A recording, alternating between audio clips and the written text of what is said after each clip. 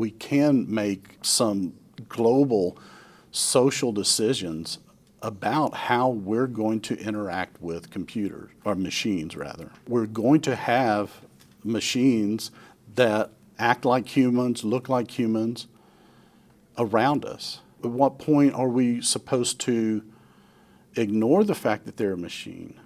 Welcome to this episode of Help Me Understand with Dr. Thomas Jeffrey. I would appreciate it if you would subscribe, and I would like to hear your comments. This is so terrifying. As an ex-gen person, expecting a dystopian future is engraved on my societal thinking. I truly expect at some point this is going to go out of control. I just watched an interview with a person who works at OpenAI, the ones training Dall-E, that expect AGI, artificial general intelligence, in no more than 10 to 15 years.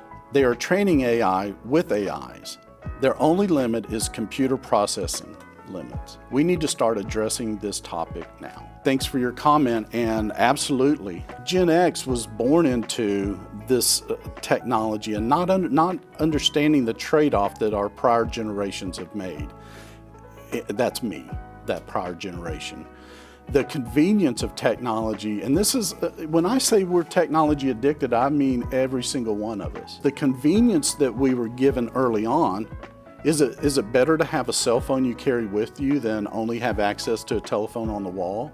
Well, from a convenience standpoint, yeah, for many, many reasons, a smartphone is a great thing to have.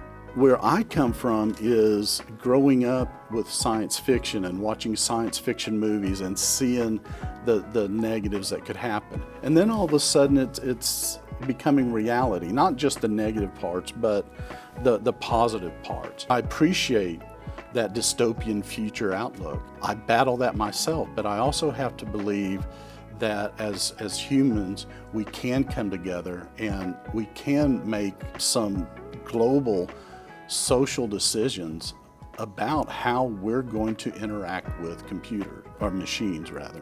We're going to have machines that act like humans, look like humans around us. At what point are we supposed to ignore the fact that they're a machine? Any number of things that could happen that could go badly. Those existential threats we have to consider, and I don't mean in a Hollywood entertainment.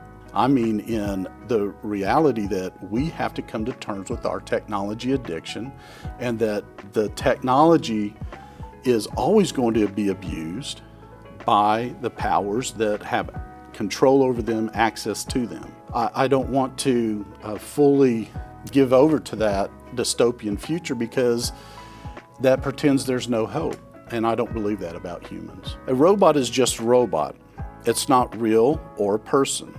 They are like looking at the clouds and trying to say faces are fainted in them. Maybe the person meant painted or found in them. I know that I've had occasion to just be outside and looking at the clouds and seeing objects in the clouds.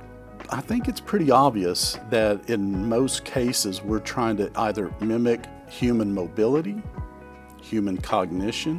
Why would even sentience be an issue unless that is something that is desired by designers and programmers? So I don't think this is a host of imaginary people imagining something that's not there. I think it's pretty clear that we're creating something in our own image. They should have the exact same amount of rights your car has. Well, that's a great point, and I think I agree with you. The only caveat being that there's these smart cars, these autonomous cars. We don't even know the rights.